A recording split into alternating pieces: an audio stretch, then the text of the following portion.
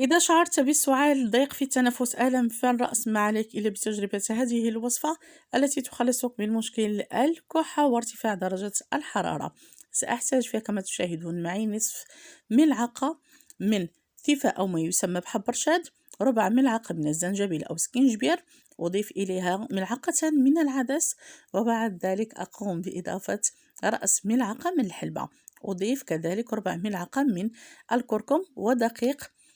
الشعير، ونقوم